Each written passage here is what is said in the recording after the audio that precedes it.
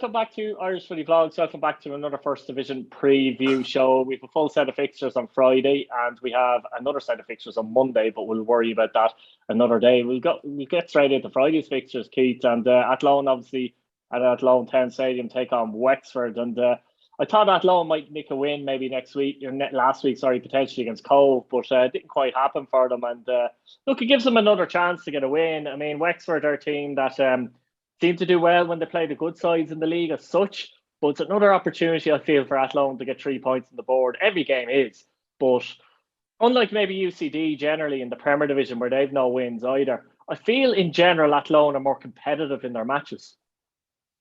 Yeah, I agree. I think so. And they still haven't. I don't think they've appointed a full-time manager, have they? Yes. No. So they're still kind of in transition from. Obviously, Martin Russell had them playing a certain way, and then the caretaker has come in. He hasn't played a certain way. They obviously haven't won this season. So, yeah, you are right. The Wexford seem to play quite attractive football against the better teams in the league.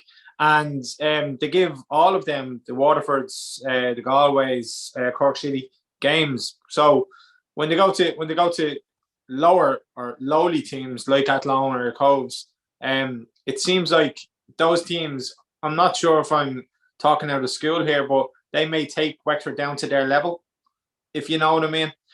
So maybe that's a problem that Ian Ryan has to alleviate. But I think Athlone, it's a great chance for them to get their first win of the season. Yeah, I'm kind of surprised they haven't won yet because some of the games were Nick Tuck and they just haven't got over the line and winning some of those matches.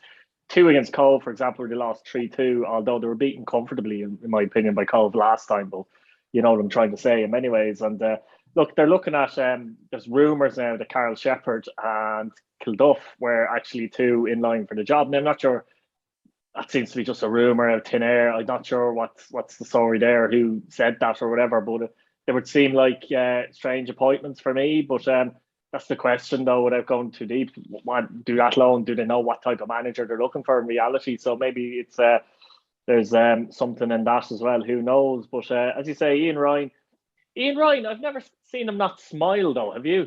Just to throw it out there. Yeah, and he seems a very jolly man, doesn't he? Speaking of Ian Ryan as well, would Waterford be interested in taking him down to the RSC?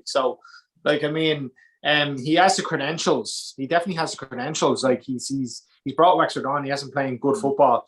If I was Waterford, I'd probably be cozying up to Wexford and saying, listen, is there any chance, we'll pay such and such? But no, he has, and he's signed players. He has Lachlan Fitzgerald at the back, who kind of holds the back four together. I know he's getting on an age, and then he has Dinny Corcoran up front, and obviously Dobbs and Davis playing off him. So, yeah, you're right. He is a jolly man.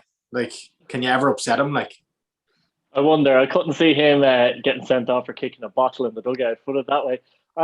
As far as Athlone are concerned, though, both teams conceded a lot of goals. Wexford conceded 21 this season, Athlone 25. And like we said it before, but most Athlone teams games are fairly entertaining, actually, as well. So I don't see a game, touch wood now, it'll be 0-0, but I don't see a game where there won't be any goals in this game. Like, Athlone do have decent quality in attack, to be fair, as well. But you always say it, Keith, it's going to be an entertaining game. It ends up 0-0. You had it for Brave. Wait for it. But yeah, both sides have good attacking talent. I've already mentioned Dinny Corcoran, Aaron Dobbs. Jack Doherty plays in the 10 for Wexford, so he can kind of control the play from the midfield. And then Lua and Ubazenu for Athlone. And then Glenn McCauley, so the attacking wise, this could be 3-3. Could be 4-3, because as you said, both teams are poor enough at the back. Even though I mentioned Lachlan Fitzgerald, his experience, they are conceding goals. Wexford will probably look at analysis of Athlone games, and they can kind of hit Athlone at set pieces because they've really struggled there this season.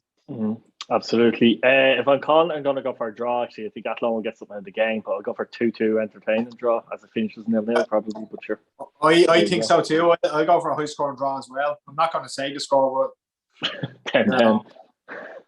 It was 10-10, I'll give it to you. Bray Wanderers take on Cove Ramblers at the Carlisle grounds, and Bray still yet to win the season at home. They haven't scored many goals. When was the last time they scored a goal, Keith, at home? Did they score last time out? But against Longford. Lost, that's right, and lost. And there was a couple of 0-0s, wasn't there, away from home, or sorry, at home in the Carlisle as well. And, we know that Cove can be very dangerous on their day. Recently, they're going through a spell of scoring a lot of goals. Whitmarsh and Drynan are becoming a bit of a York and Cole combo at the moment. And but they're conceding a lot of goals as well. But they must have been happy with that spirited display against Cork. Cork don't concede many goals. They conceded 5 all season, 2 of them against Cove in that game after being 2 down to Cork.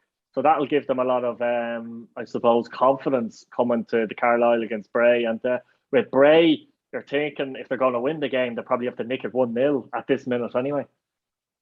100%, yeah. Bray need to be careful.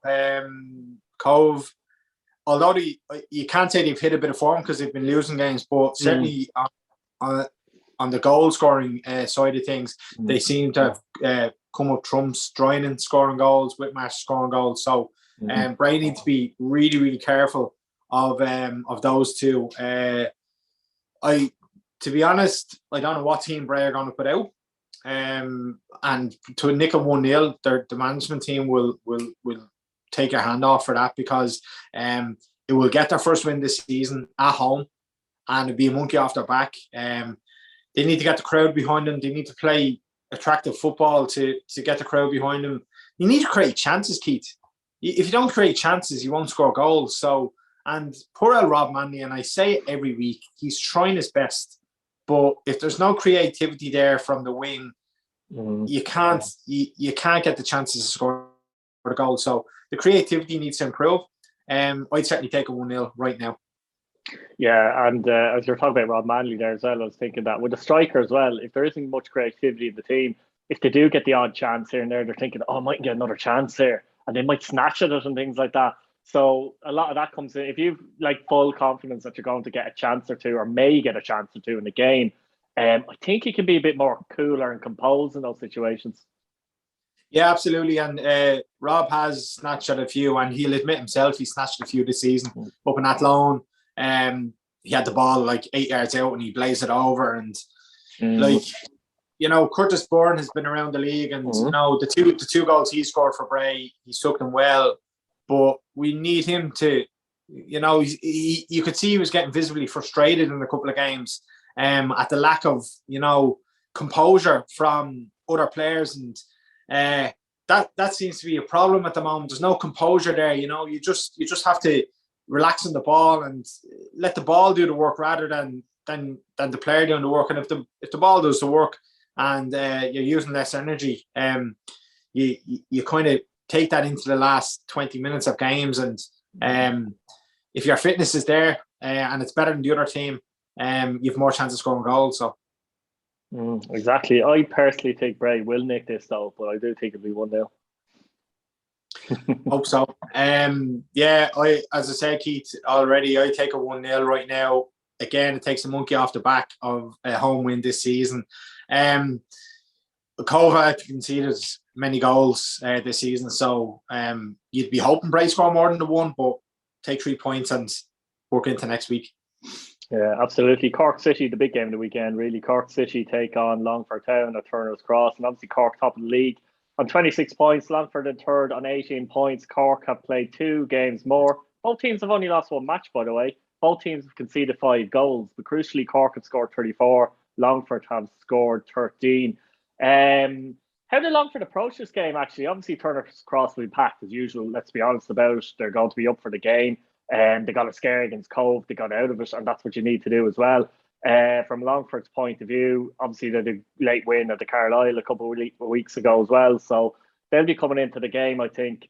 They think they'll probably, Gary Cronin, he's probably going to go and park the bus at least for the first 20, 30 minutes and try not to give Cork anything early, because when you give Cork something early, you're usually in a bit of trouble. Yeah, and Cork, as you're right, Cork have scored a lot of early goals this season, and they've killed the game off from very early on, which suited them really.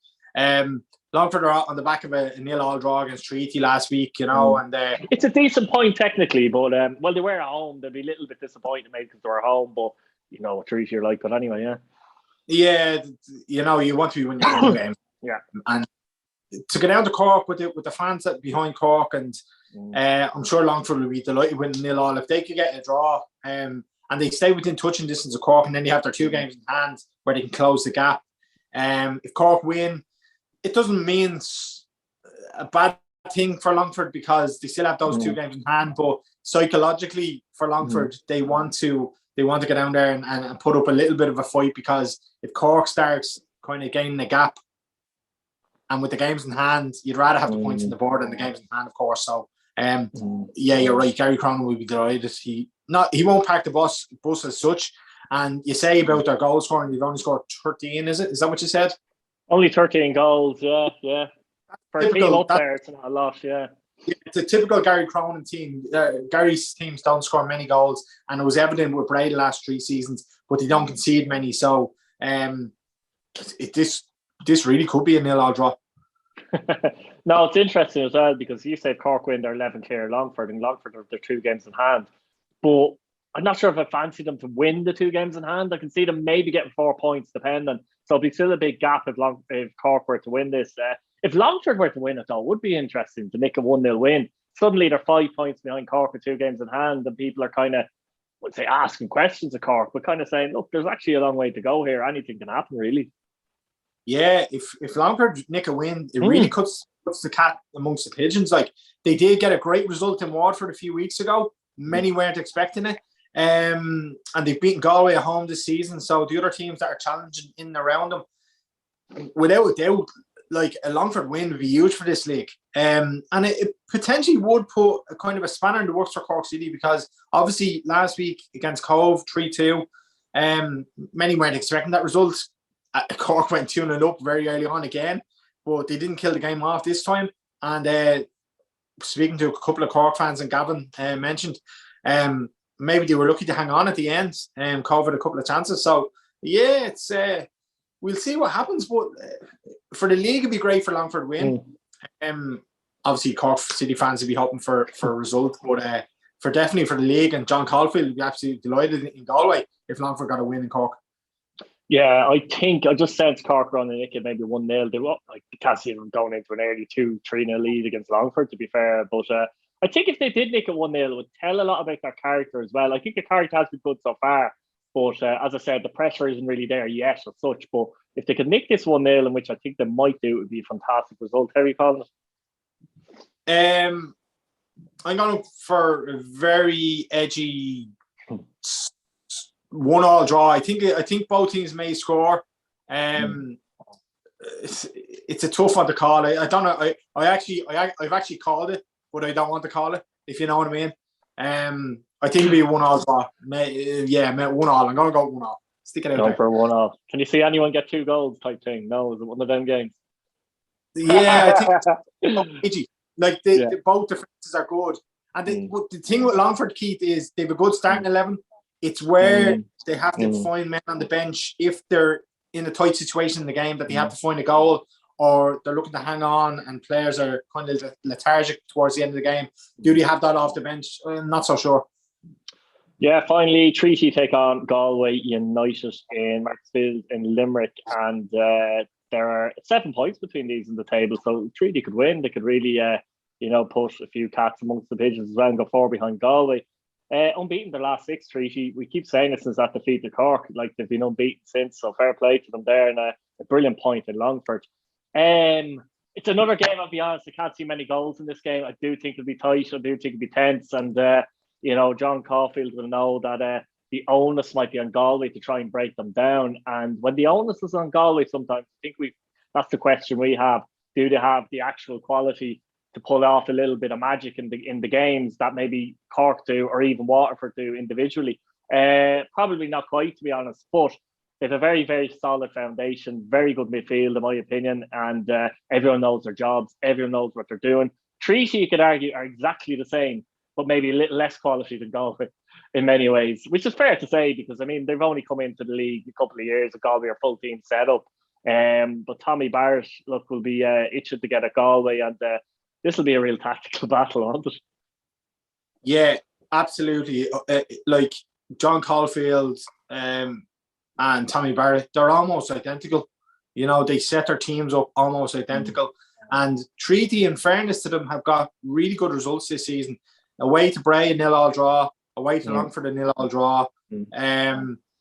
Galway, if you mentioned the quality of Galway, you look at their goals against Athlone a number of weeks ago. They were both from throw-ins, I believe, and they were kind of fans, and you know, so they're the type of goals Galway are more than happy to get. They never mind their 6, 7, 8, 9, 10 passes to score a goal. They'd be more than happy to get a scrappy one off the backside of someone or whatever. I'm not sure though they get the best out of their strikers. Obviously, Walsh is the top scorer. He's been playing on the wing a lot and that. But I'm not sure. I mean, the likes of Adiemo, you know, has good potential. He's a good finisher, and you know, Waru at the club and that. Like they're good players. Franz Leela back from an injury and maybe struggling to get back to full fitness. He had a bad injury last year. But I'm not quite sure if Galway do get the best out of their actual front line. Whereas if you put them into Cork, I'm not saying they do as well as maybe some of the Cork players, as in you know, the likes of Cian Murphy or Rory Keating. But I'm pretty certain they'd have more goals. So it's the style of play, really, isn't it? That kind of fits in. And usually when Galway are nicking wins and that, it is the likes of Walsh scoring, or it could be even a Dave Hurley from midfield scoring, or a defender, you know, that kind of way. So that's something that maybe they're lacking a little bit. Treaty probably, it's weird with Treaty. They obviously have Enda Curd, who's been in the goals and playing very well. He came from Galway as such, like, you know, he took a year out or whatever. And, you know, Christopher and Lynch, they have players that can get goals as well. So it's going to be an interesting game, but it's a difficult one to call. It's hard to stray away from a draw, isn't it? Yeah, and you mentioned about getting the best out of the strikers. Waweru, I know last season, when the ball was played quite a lot down the line for Waweru, and he chased the ball into the corner, he chased it on the shoulder of the defender. That doesn't seem to be happening this season, you know. So they've taken away that strength to almost put another player, Walsh, so they're trying to accommodate both. And I don't know if that's working, even though Stephen wants to score goals. Waweru's strength was chase the ball down the line on the shoulder of the defender, but doesn't really seem to be happening that much this season. On Enda Curran maybe has a bone to pick with Galway, you know. Did they release him, or I'm not sure. I'm not sure, to be honest with you. I wouldn't be 100% sure. Yeah. I mean, if he was to get a goal, it could be the full-time football thing as well, Keith. Actually, possibly. And Jack Lynch came back a couple of weeks ago against Bray. He's back in the side, and you've Joe Castrain, who's obviously been at Rovers, so he has the experience of the league, you know. So it's very hard to call this one, you know. It could be a low scoring weekend in the first division. This could potentially be a low scoring game, like a 0-0 or 1-0 either side. Yeah, something's just, there's a picture in my head and it's just saying 0-0. So I'm gonna stick with 0-0 personally. How are you going?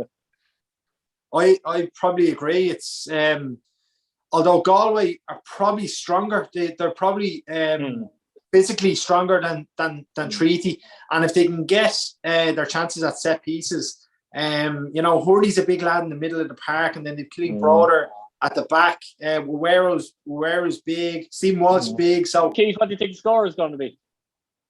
It's probably low scoring. It'll go either way, 1-0 either way.